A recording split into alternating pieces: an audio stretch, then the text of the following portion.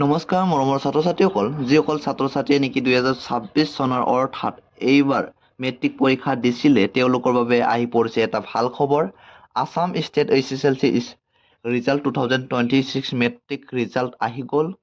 ক'ত কেনেকৈ নিজৰ মোবাইলতে তোমালোকৰ ৰিজাল্টসমূহ চাব পাৰিবা আৰু কোন সময়ত তোমালোকৰ ৰিজাল্টসমূহ দিব, মই গোটেইখিনি কথা তোমালোকক এইটো ভিডিঅ'ৰ মাধ্যমেৰে তোমালোকক জনাই দিম। চ' গতিকে ভিডিঅ'টো শেষলৈকে চাবা আৰু যদি এই চেনেলটো প্ৰথমবাৰ ভিজিট কৰিছা তেন্তে চেনেলটো ছাবস্ক্ৰাইব কৰি বেল আইকনটো অল বাটনত প্ৰেছ কৰি ৰাখিবা।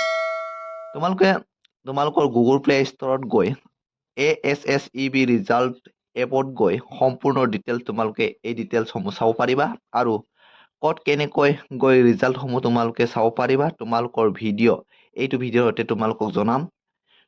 মেট্ৰিকৰ ৰিজাল্ট চাবলৈ হ'লে তোমালোকৰ মোবাইলত গুগল প্লে ষ্টৰ এপছটো চাৰ্চ কৰি তোমালোকে ডাউনলোড কৰি ল'ব লাগিব আৰু এই এপছটো ডাউনলোড কৰাৰ পিছত অপেন কৰিব লাগিব। অপেন কৰাৰ ঠিক পিছতে তোমালোকে এটা ৰেজিষ্টাৰ কৰিবলৈ অপশ্যন আহিব, তাত মোবাইল নাম্বাৰ দি আৰু নিজৰ নামসমূহ এণ্টাৰ কৰি ৰেজিষ্টাৰ কৰি দিয়াৰ লগে লগে তোমালোকে এইটো নটিচ দেখিবলৈ দেখিবা Assam SSLC result 2026 how to check SEBA 10 result. আমাৰ যিহেতু মুখ্যমন্ত্ৰী ডক্টৰ হেমন্ত বিশ্ব শৰ্মাই ঘোষণা কৰিছিলে যে 9 এপ্ৰিল তাৰিখে ইলেকশ্যন হ'ব, ইলেকশ্যনৰ ঠিক পিছদিনাখনেই তোমালোকৰ মেট্ৰিক পৰীক্ষাৰ ৰিজাল্টসমূহ ঘোষণা কৰিব বুলি মুখ্যমন্ত্ৰী ডক্টৰ হেমন্ত বিশ্ব শৰ্মাই জনাইছে। To be announce 10 April 2026 10 April তাৰিখে 10 এপ্ৰিল তাৰিখে তোমালোকৰ মেট্ৰিক পৰীক্ষাৰ ৰিজাল্ট ঘোষণা কৰা হ'ব আৰু ইয়াৰ এক্সাম হৈছিল 10 ফেব্ৰুৱাৰীৰ পৰা 27 ফেব্ৰুৱাৰীলৈকে 2026 চনলৈকে ইয়াৰ এক্সামসমূহ অনুষ্ঠিত কৰা হৈছিল। সেইটোৰ বিষয়ে তোমালোকে গম পালা। 10 এপ্ৰিলৰ 10:30 তোমালোকৰ মেট্ৰিক পৰীক্ষাৰ ৰিজাল্টসমূহ চাব পাৰিবা।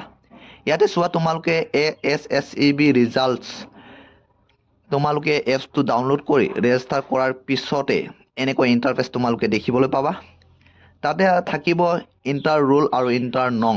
ইয়াতে তোমালোকে নিজৰ ৰোল আৰু নংটো দিয়াৰ লগে লগে আৰু ইণ্টাৰ আৰু ৰোলটো তোমালোকৰ এডমিট কাৰ্ডতে থাকিব।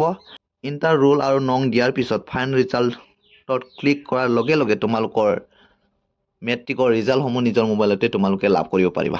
মৰমৰ ছাত্ৰ ছাত্ৰীসকল আজিৰ ভিডিঅ'টো তোমালোকক জনাবলগীয়া ইনফৰমেশ্যনটো এইটোৱে আছিল। চ' তোমালোকৰ বাবে হেল্পফুল হৈছে যদি ভিডিঅ'টো এটা লাইক কৰিবা আৰু চেনেলটো ছাবস্ক্ৰাইব কৰি ৰাখিবলৈ একেবাৰে নাপাহৰিবা। আজিৰ ভিডিঅ'টো শেষলৈকে চোৱাৰ বাবে ধন্যবাদ।